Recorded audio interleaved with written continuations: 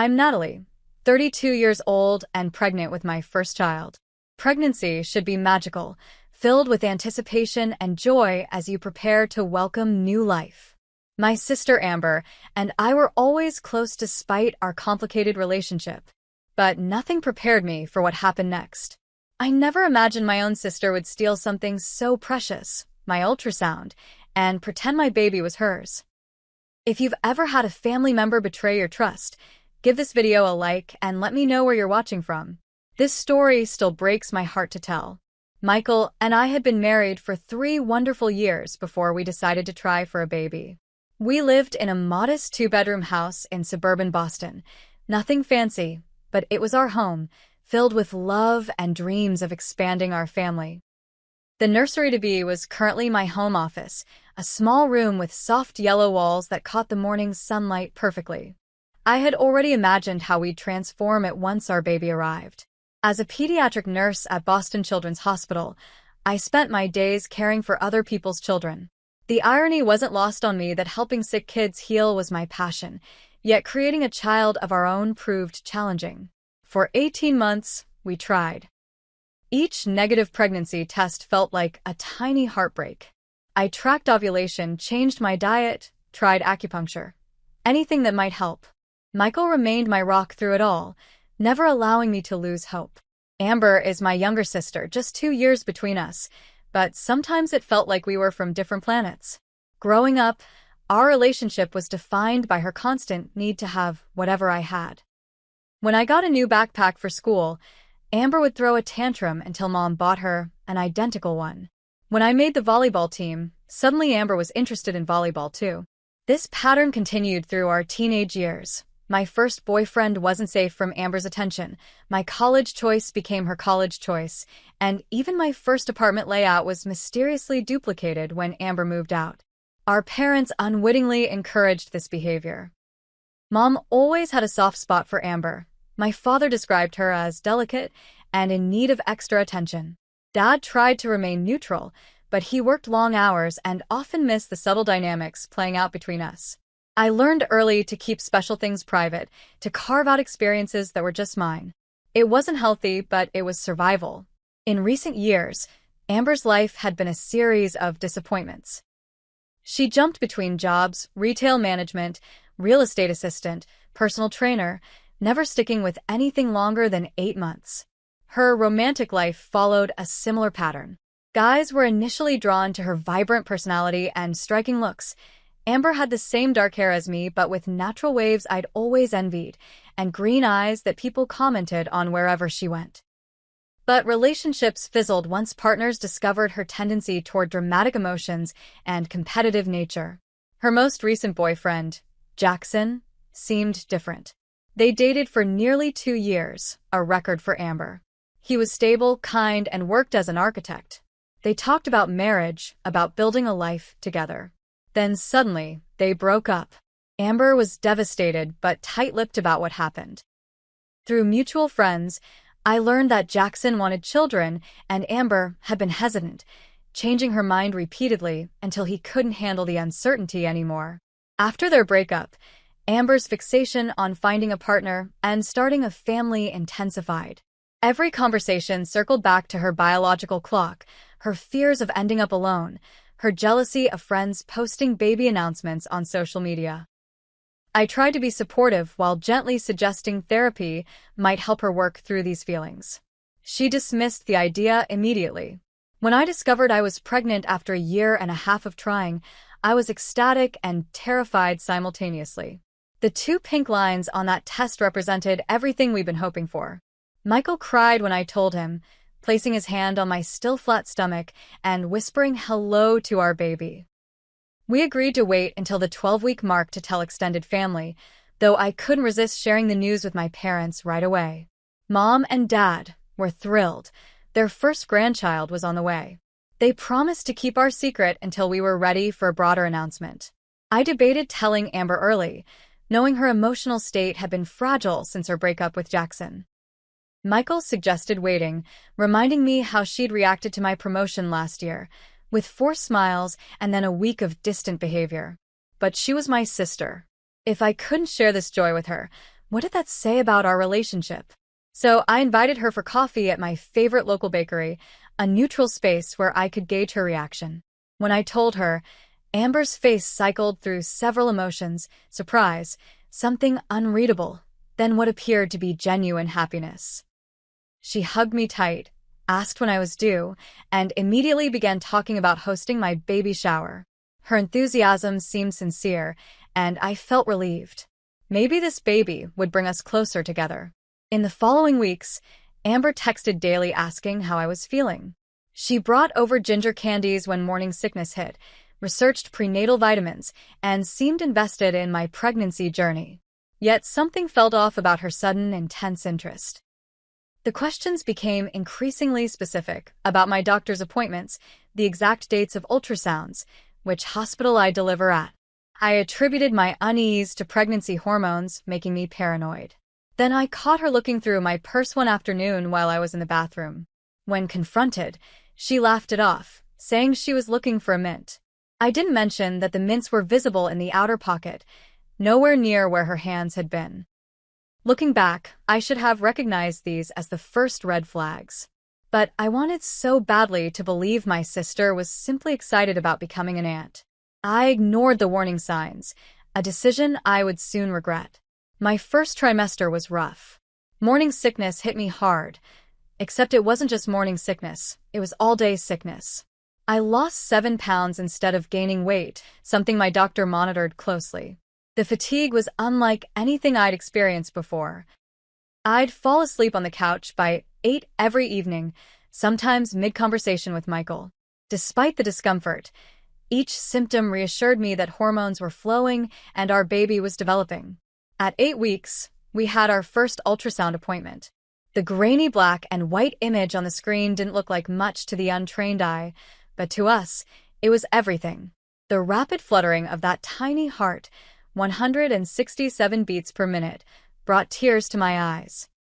The technician printed several copies, which immediately became my most treasured possession.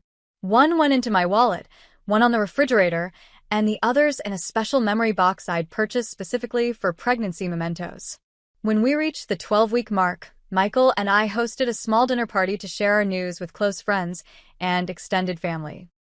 I prepared my grandmother's lasagna recipe, and Michael decorated the dining room with subtle hints: a small pair of baby shoes as the table centerpiece, sonogram photos tucked into the corner of a framed family picture. We didn't announce anything immediately, waiting to see if anyone would notice the clues. Amber arrived 20 minutes early, offering to help set up. She wore a new dress and seemed unusually interested in the table arrangements. When our friends Rachel and her husband Tom arrived, followed by Michael's brother James and his wife Sarah, the evening began in earnest.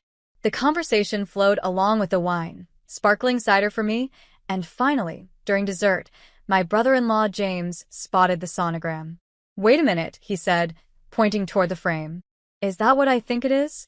Michael squeezed my hand under the table as we confirmed the news.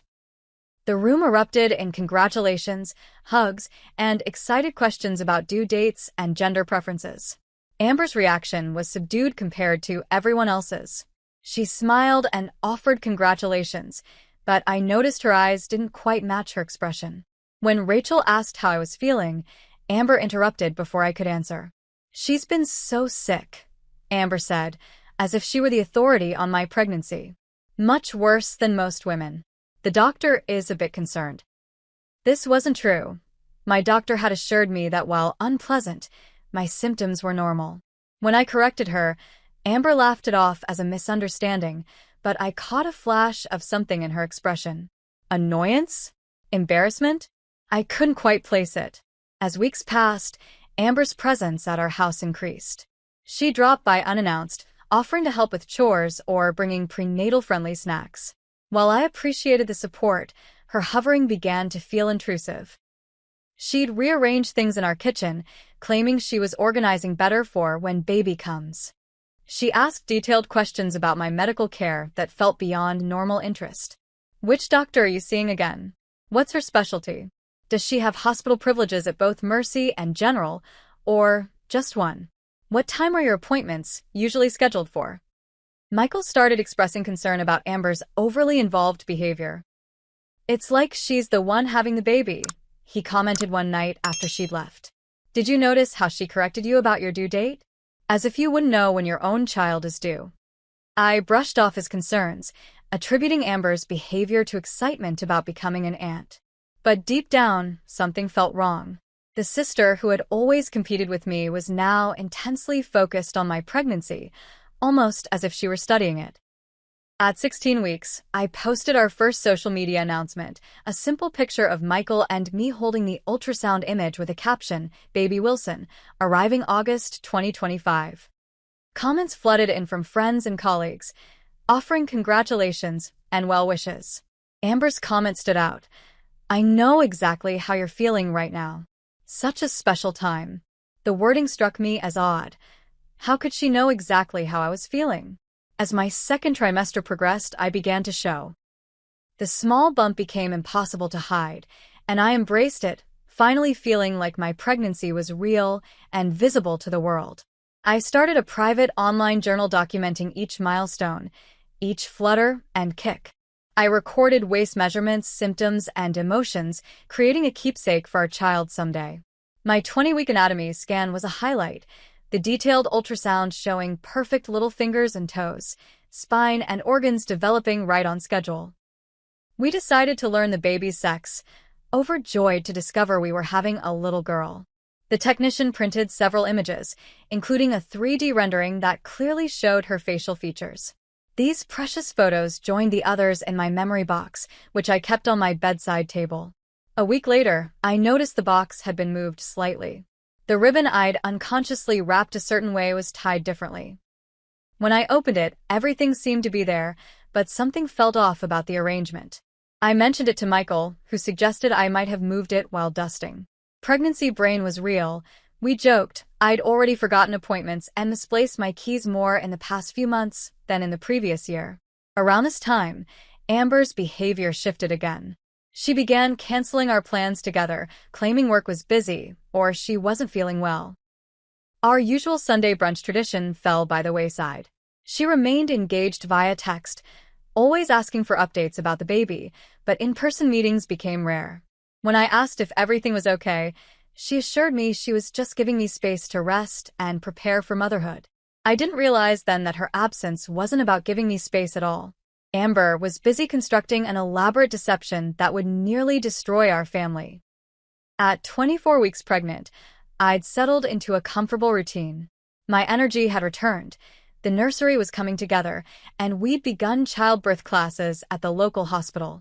Life felt good, challenging but good. Michael had been promoted at work, which meant longer hours temporarily but better paternity leave when the baby arrived. We were making it work, tackling this new chapter together.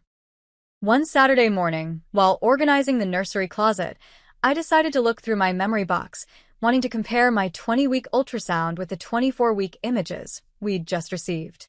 As I sorted through the photos, a cold realization hit me. One of the 3D ultrasound images from the 20-week appointment was missing. I emptied the entire box, searching frantically, but it wasn't there. I called for Michael, who helped me search the bedroom, thinking it might have fallen out. We checked under the bed, in drawers, between books on the nightstand, nowhere. I tried to remember the last time I'd looked through the box. Amber had visited 3 days ago, bringing a baby blanket she'd found at a boutique. She'd been alone in our bedroom for a few minutes when I answered a phone call. "You don't think?" Michael started, then stopped himself. "No," I said firmly. "She wouldn't." I tried to dismiss the thought, but a knot formed in my stomach. I texted Amber casually, asking if she'd seen the ultrasound photo when she was over. She replied quickly, too quickly, denying she'd been in the bedroom at all during her visit. This was an obvious lie. I'd walked in and found her looking at the framed photos on our dresser. 2 days later, my friend Rachel called, her voice bubbling with excitement. "I can't believe you didn't tell me Amber is pregnant too. This is amazing. Cousins will be the same age. When is she due?" My blood ran cold. "What are you talking about? Amber isn't pregnant." Rachel's confusion was evident, but she just announced it on Instagram yesterday. She posted an ultrasound picture and everything. She's having a girl too, due in August. I assumed you knew. My hands shaking, I thanked Rachel and hung up. I immediately opened Instagram, where Amber's post awaited at the top of my feed. There it was, my missing ultrasound image with the caption, "Overjoyed to announce baby girl Thompson coming August 2025. Jackson and I couldn't be happier to start our family together." The post included hashtags about rainbow babies and miracles after struggling. The room spun around me. Jackson, her ex-boyfriend, was tagged, though he hadn't responded or liked the post. The ultrasound image was unmistakably mine, the same one missing from my memory box. The due date she claimed was mere days from my actual due date. I called Amber immediately, my heart pounding. She answered cheerfully, as if nothing was wrong. "How could you?" I managed to say, my voice barely a whisper. "That's my ultrasound, Amber. My baby." "What are you talking about?" she replied, her tone defensive. "I'm pregnant too, Natalie. I know it's hard for you to not be the center of attention for once, but you could at least be happy for me. I've been trying to get pregnant for 18 months. You broke up with Jackson weeks ago." "This is impossible. We got back together," she snapped.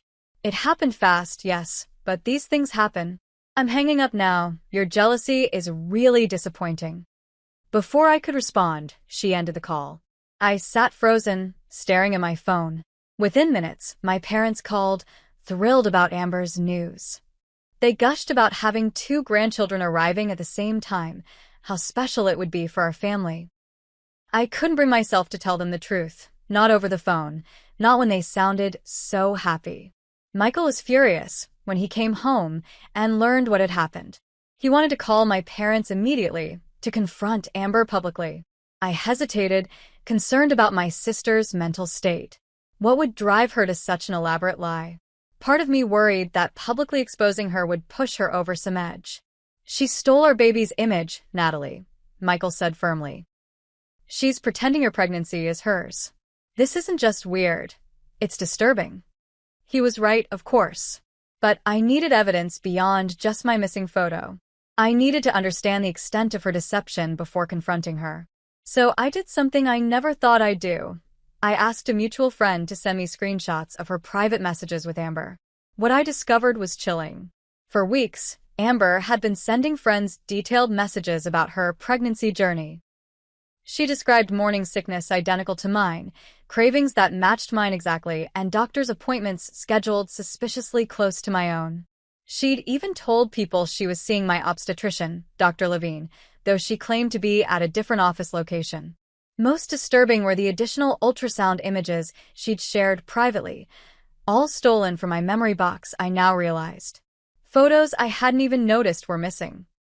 She'd crafted an entire fictional pregnancy narrative, mirroring my experience week by week, staying just behind my timeline so she could copy my symptoms and milestones.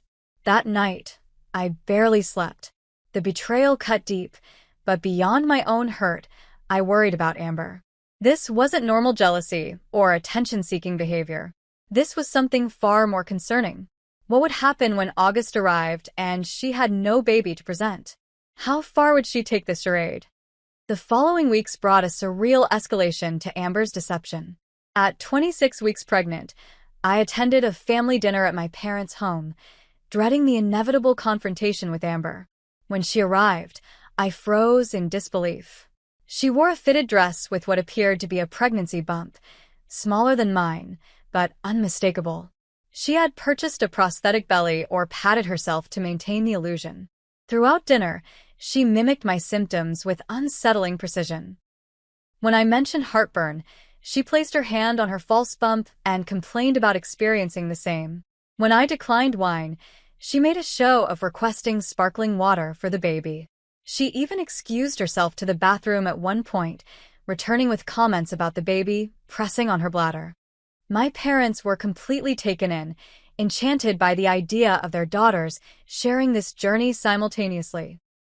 Mom talked excitedly about the joint baby shower she was planning, while Dad beamed with pride at the thought of 2 grandchildren. I remained mostly silent, watching this performance unfold, still uncertain how to address it without causing a family implosion.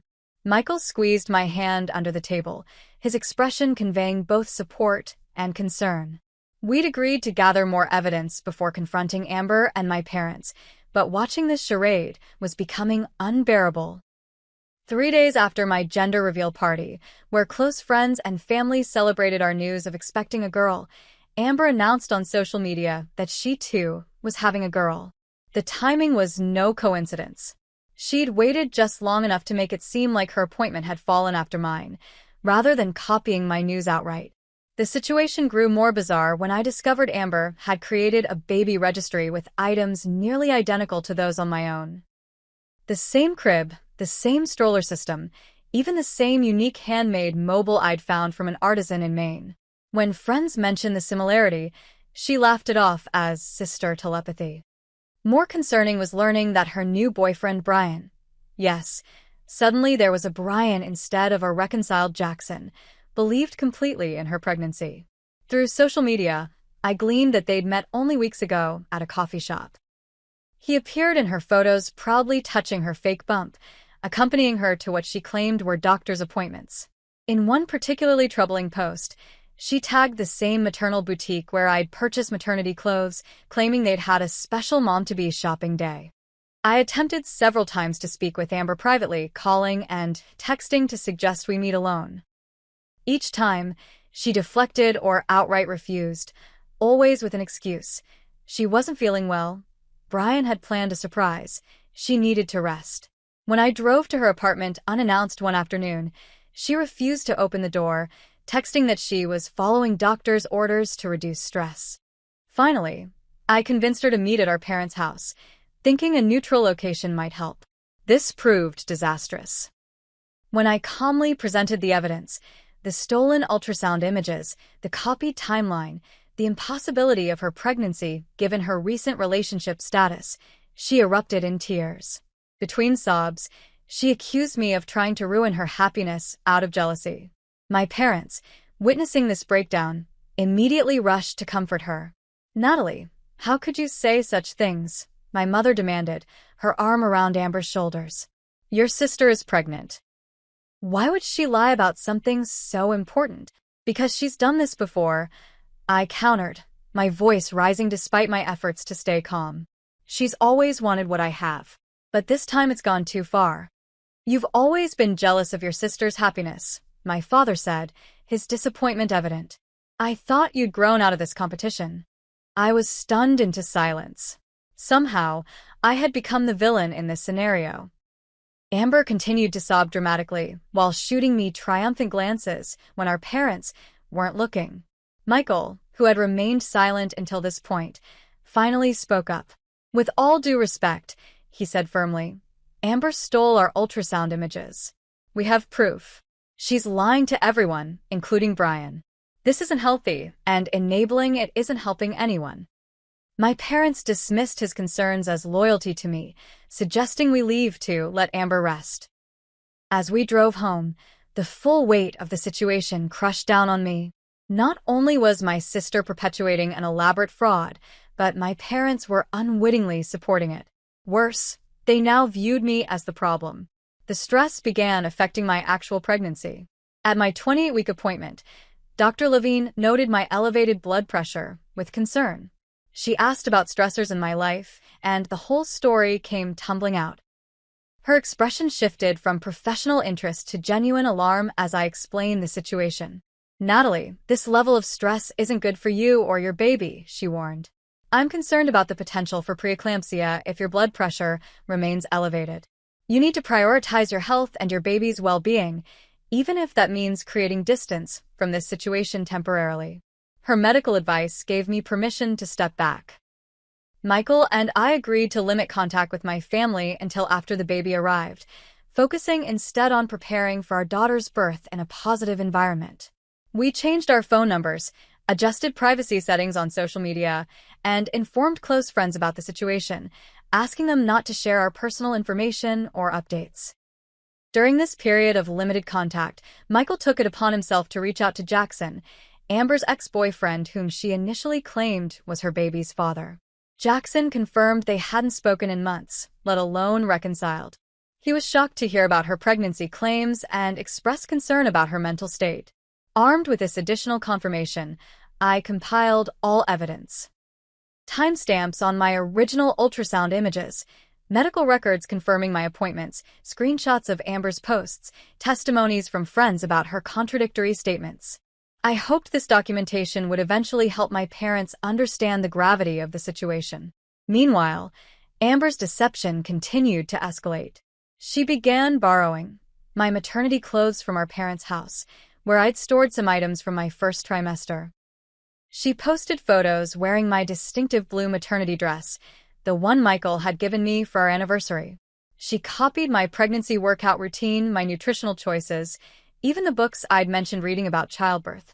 The breaking point came when Amber announced on social media that her due date was August 12th, the exact date Dr. Levine had confirmed for my delivery. No longer was she maintaining even the pretense of a different timeline. She had fully co-opted my pregnancy as her own, down to the very day our daughter was expected to arrive. As my third trimester progressed and the reality of impending motherhood set in, I struggled to balance preparing for our baby with the ongoing family drama.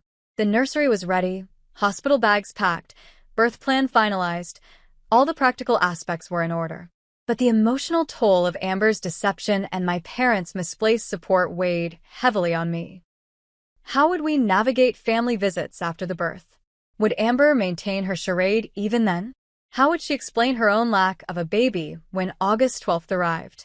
These questions would be answered sooner than I expected, and in a way none of us could have anticipated. At 32 weeks pregnant, Dr. Levine referred me to a maternal fetal medicine specialist for additional monitoring due to my persistent high blood pressure. The appointment was scheduled for a Tuesday morning at Boston Maternal Care, a practice affiliated with the hospital where I planned to deliver. Michael took the morning off work to accompany me, both of us anxious about what the specialist might say. The evening before the appointment, I received a text from Rachel that made my heart drop.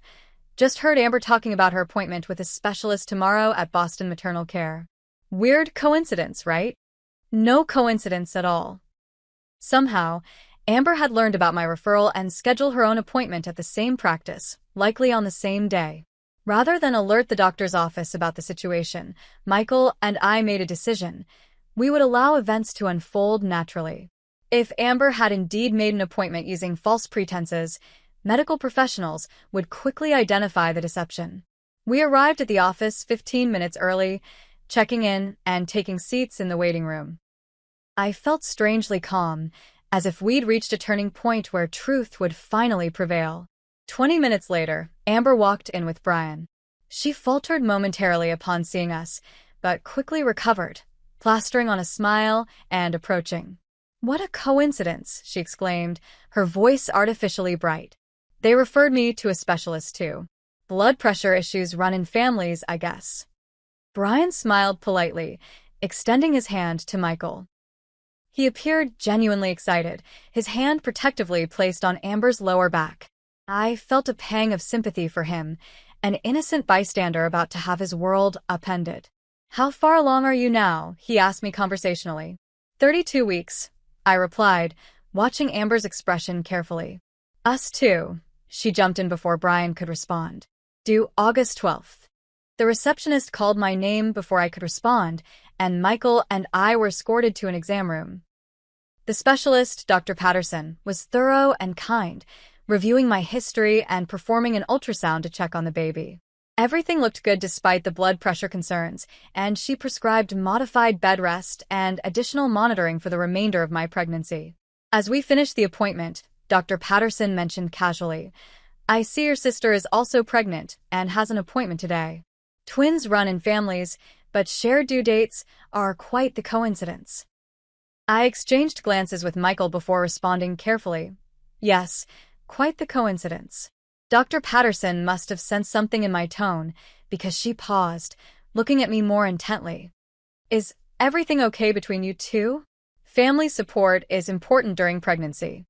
I hesitated, then decided honesty was necessary. "Doctor, my sister isn't actually pregnant. She's been pretending, using my ultrasound images and copying my pregnancy timeline. I believe she may have made this appointment under false pretenses."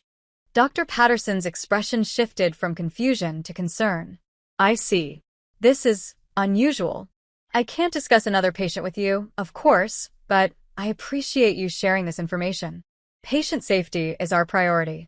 We left the exam room and headed toward the exit, passing the waiting area where Brian sat alone, scrolling through his phone. Amber must have been called in for her appointment. Part of me wanted to leave immediately to avoid the inevitable confrontation. But Michael squeezed my hand, and we took seats across from Brian, waiting.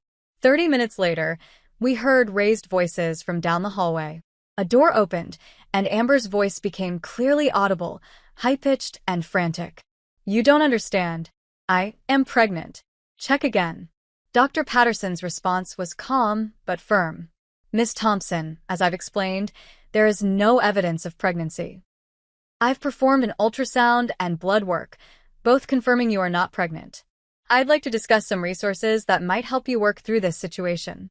Amber emerged from the hallway, her face tear-streaked and contorted with anger. When she spotted us in the waiting room, she froze. Brian stood, confusion evident on his face.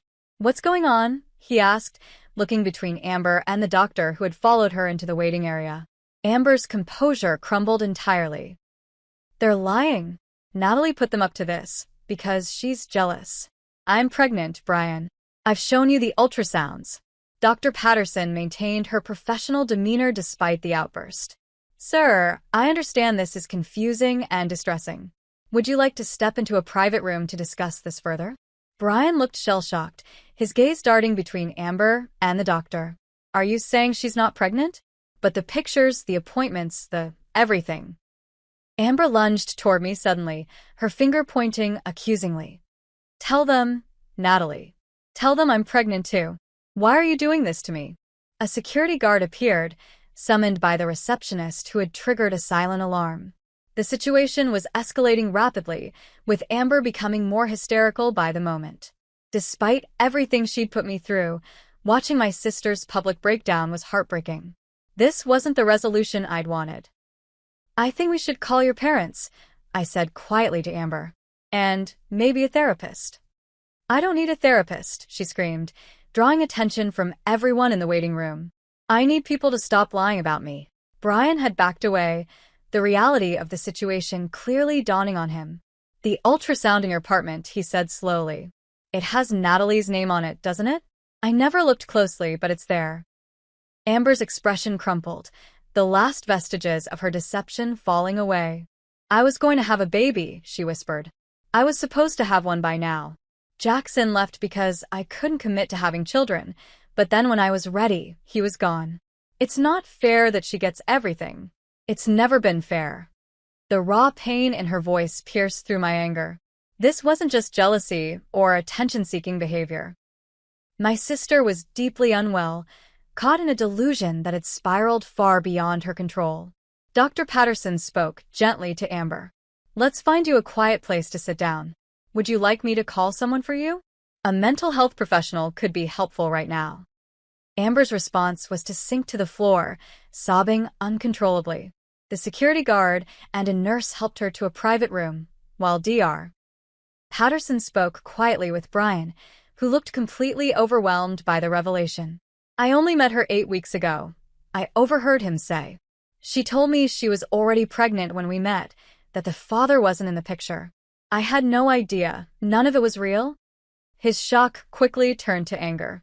He approached me before leaving, his expression a mixture of embarrassment and rage. Did you know she was doing this the whole time? Why didn't anyone stop her? We tried, Michael explained. Her family believed her over us. Brian shook his head in disbelief. Tell her not to contact me again. I can't, this is too much. With that, he walked out, another casualty of Amber's elaborate deception. The clinic staff contacted my parents, explaining that Amber needed immediate support. They arrived 30 minutes later, confused and concerned. The doctor took them aside for a private conversation, presumably explaining the situation.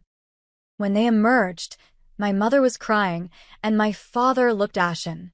For the first time, they saw the reality of what had been happening. Their younger daughter hadn't been experiencing a miracle pregnancy alongside her sister. She had fabricated an entire false narrative, complete with stolen medical images and a prosthetic belly. Their perfect vision of dual grandchildren arriving together shattered in an instant. As Amber was sedated and prepared for transport to a psychiatric evaluation, my mother approached me tentatively. "Natalie, I don't understand. How did we not see this?" It wasn't the time for recriminations or "I told you so" moments. My sister needed help, and my parents needed support adjusting to this shocking reality. Despite everything, they were still my family. "We'll figure it out," I said, placing a hand on my very real pregnant belly. "But first, Amber needs professional help." The family that had fractured under the weight of an elaborate deception now faced a different challenge, helping one daughter through a mental health crisis while supporting another through the final weeks of pregnancy. As we left the medical office that day, nothing was resolved, but at least the truth was finally out in the open. The days following the doctor's office revelation were chaotic and emotionally draining. Amber was admitted to the psychiatric unit at Boston General Hospital for evaluation and treatment. The initial diagnosis was severe depression with psychotic features, complicated by what the psychiatrist described as factitious disorder, the medical term for fabricating illness or, in this case, pregnancy. My parents were devastated, struggling to reconcile the daughter they thought they knew with the one who had constructed such an elaborate deception. They spent most days at the hospital, attempting to understand Amber's condition and treatment plan. Mom called me nightly with updates, her voice hollow with exhaustion and guilt. "The doctor says she's been having these thoughts for months," she told me one evening. "Ever since Jackson broke up with her. She genuinely believed at some points that she was pregnant, that she deserved to be pregnant more than you." The unspoken question hung between us. How had they missed the signs? How had they enabled her behavior to reach this breaking point? A week after Amber's hospitalization, the hospital arranged a family therapy session with Amber's treatment team. Michael offered to come with me, but I decided to attend alone with my parents. This was something the three of us needed to address together before bringing partners into the conversation. The session was brutal in its honesty. Amber, heavily medicated but lucid, sat across from us in a conference room, a social worker and psychiatrist facilitating the discussion. She looked smaller somehow, the false confidence stripped away along with the prosthetic pregnancy belly she'd been wearing. "I want to understand why," I said when given the opportunity to speak.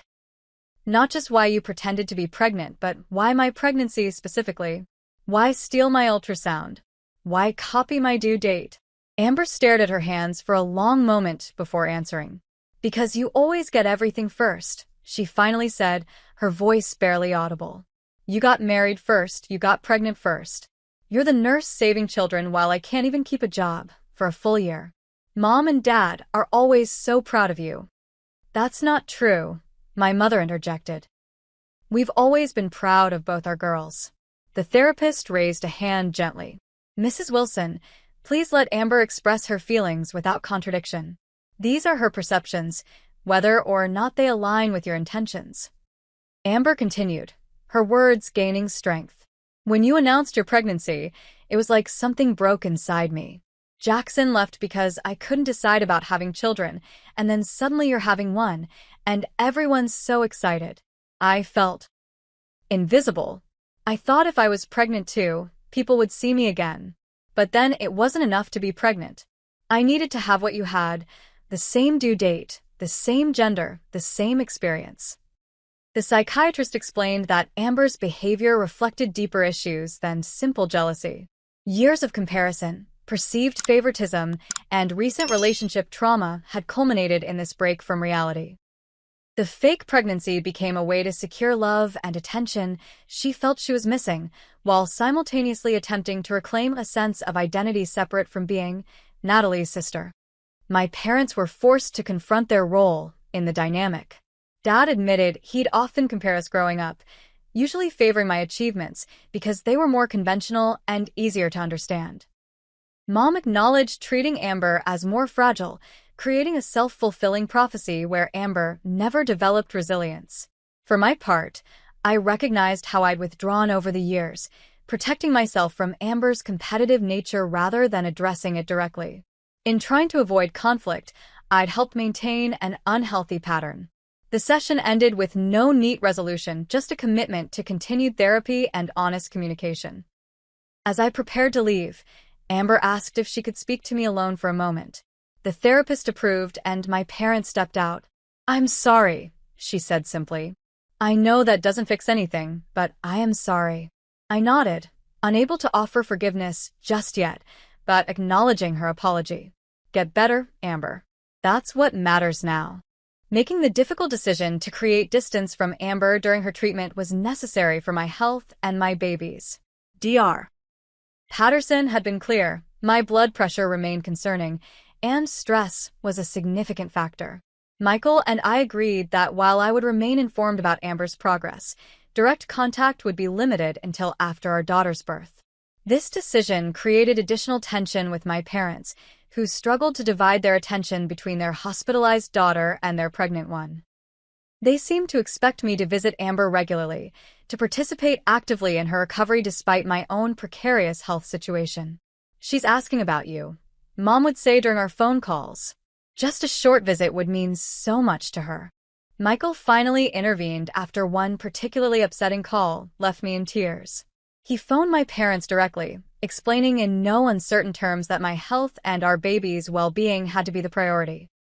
"Natalie will be there for Amber when she can," he told them. "But right now, she needs to focus on bringing your grandchild safely into the world. That has to be enough."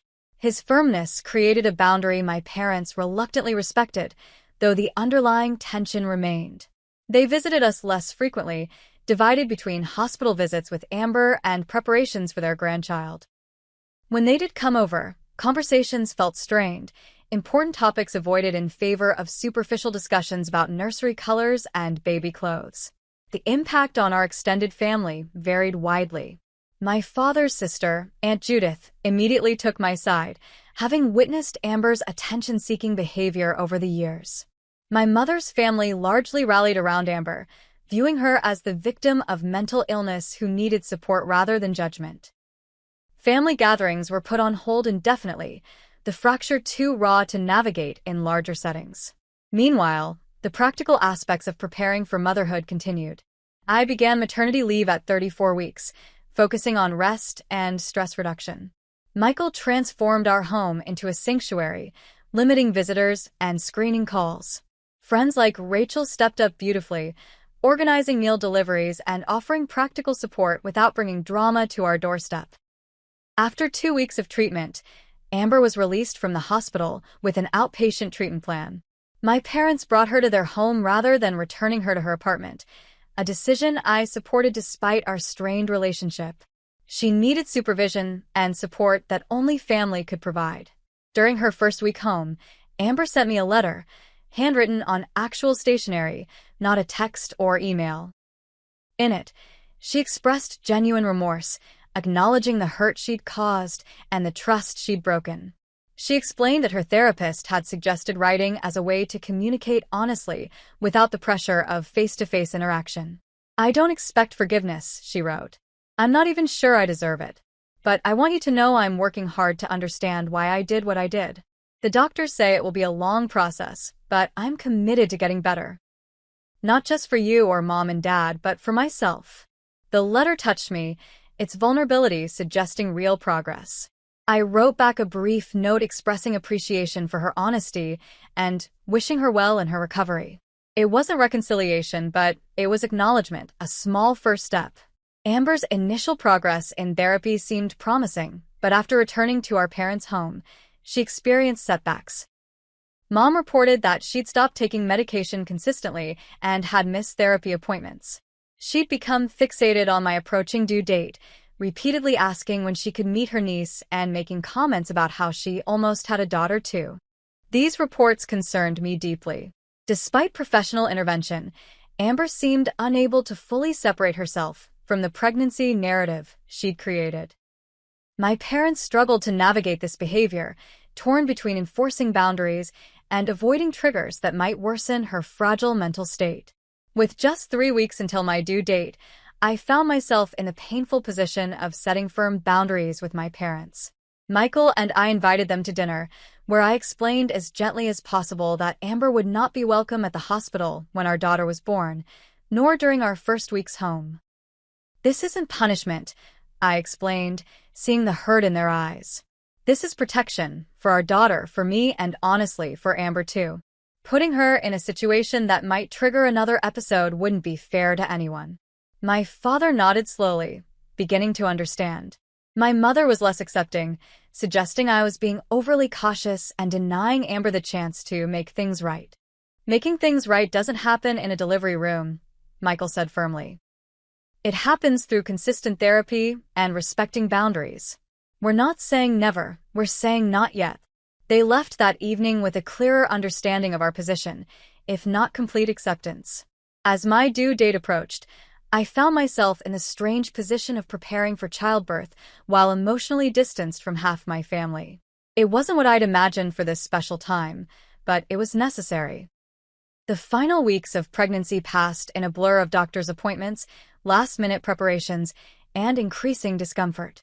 Despite the family strain, I found moments of pure joy, feeling my daughter's hiccups, watching Michael assemble the crib, folding tiny clothes for our soon-to-arrive baby. This was still our miracle, our long-awaited child, regardless of the circumstances surrounding her arrival. 3 weeks before my scheduled due date, I woke at 2 a.m. with unmistakable contractions. They were still 15 minutes apart, but their intensity left no doubt. Our daughter was coming early. Michael calmly timed the contractions while packing the car with our hospital bags. By 4 a.m., when contractions had progressed to 7 minutes apart, we decided to head to the hospital. In the midst of preparing to leave, Michael asked the question we'd been avoiding. "Should we call your parents now?" We'd previously agreed to wait until labor was well established before notifying them, giving ourselves privacy during the early stages. But now, faced with the reality of our daughter's imminent arrival, the decision carried emotional weight. "Not yet," I decided. "Let's get to the hospital and make sure this is really it. There will be plenty of time to call them later." This choice wasn't about spite or punishment. It was about protecting the sacred space of birth from any potential tension or stress. Our daughter deserved to enter the world surrounded by complete calm and love. The labor progressed rapidly after we arrived at the hospital. By noon, I was fully dilated and ready to push. The delivery room remained peaceful. Just Michael, myself, and the medical team focused entirely on bringing our daughter safely into the world.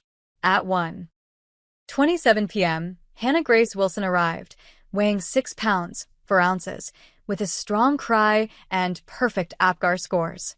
The moment she was placed on my chest, time seemed to stop. Her tiny fingers curled around Michael's pinky as he leaned over us, tears streaming down his face. In that perfect moment, the family drama faded completely. This was all that mattered. Our daughter, healthy and beautiful, finally in our arms after so many months of anticipation. It wasn't until 3 hours later, when we'd been moved to a recovery room and had our first attempts at breastfeeding, that Michael gently reminded me about calling my parents. I nodded, suddenly eager to share our joy despite the complicated feelings. My father answered on the second ring, his voice casual, until I shared our news. His immediate joy quickly gave way to hurt when he realized we'd been at the hospital for hours without telling them. "Why didn't you call us when you went into labor?" he asked, the pain evident in his voice. "We needed this time, Dad," I explained gently. "Just the 3 of us, without any complications. But we want you and Mom to come meet her now, if you'd like." They arrived 45 minutes later, my mother's eyes red from crying. Whether from joy about her granddaughter or hurt about being excluded from the birth, I couldn't tell. But when Hannah was placed in her arms, everything else seemed to disappear.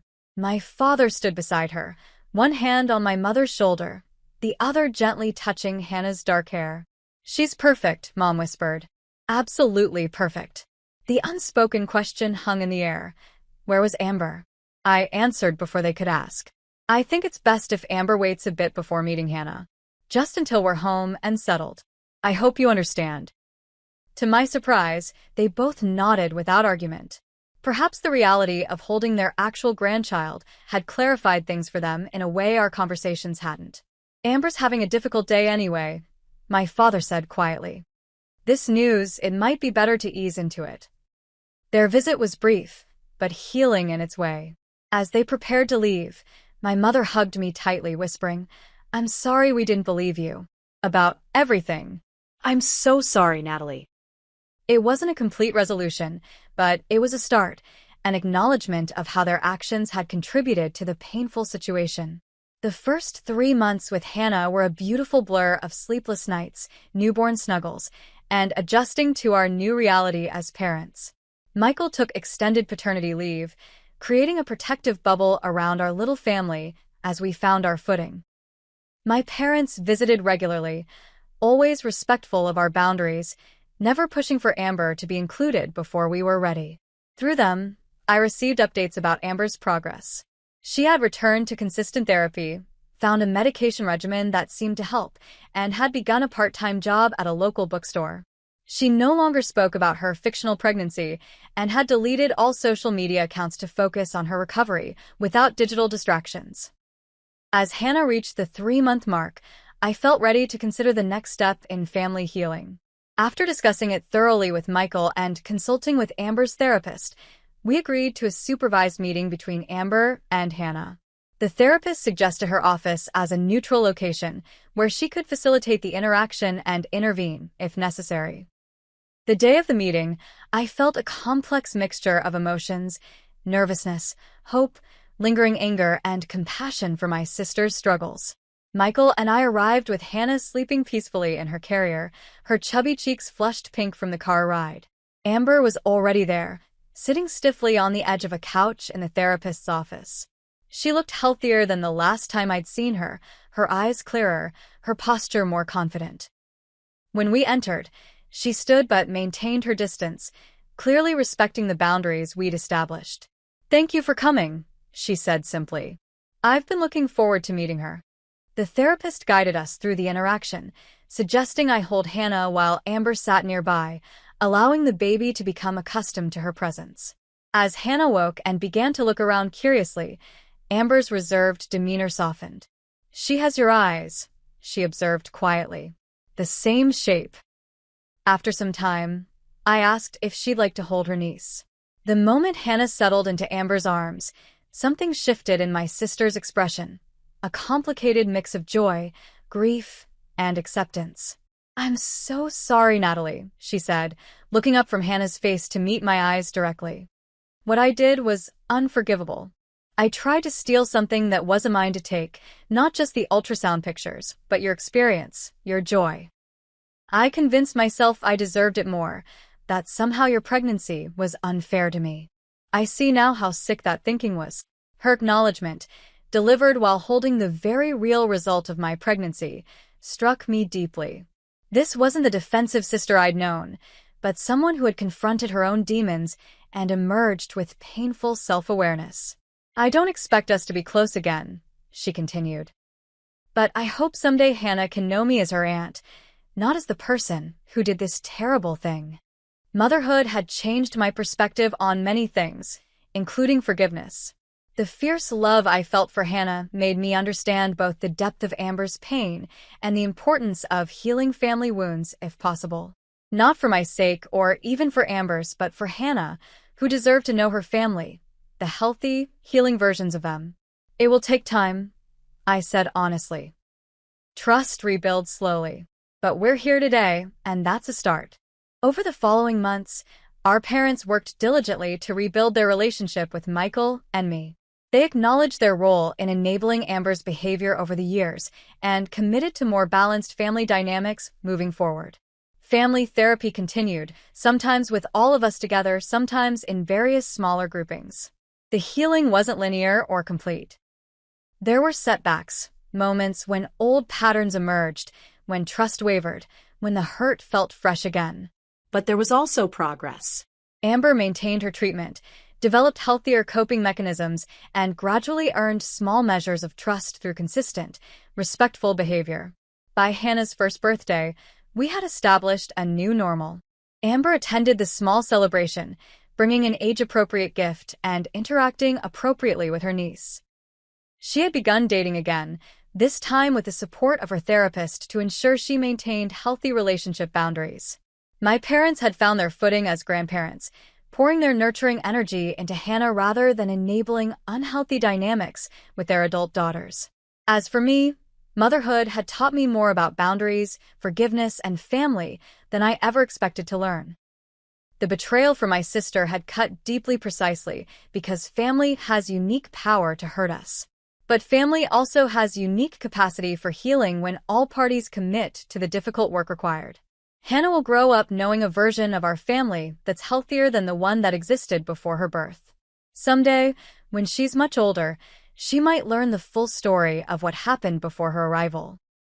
But more importantly, she'll know the story of how her family healed, imperfectly, gradually, but genuinely. If you've ever experienced a deep betrayal from a family member, I hope my story offers some comfort. The road to healing isn't quick or easy, but it is possible. Sometimes the people who hurt us the most can change, and sometimes the process of establishing boundaries actually leads to healthier relationships in the long run. Have you ever had to forgive someone who deeply betrayed your trust? Share your experience in the comments below. And if this story resonated with you, please like, subscribe, and share it with someone who might need to hear that family healing is possible, even after the most painful betrayals. Thank you for being part of this journey with me, and remember, protecting your peace isn't selfish, it's necessary.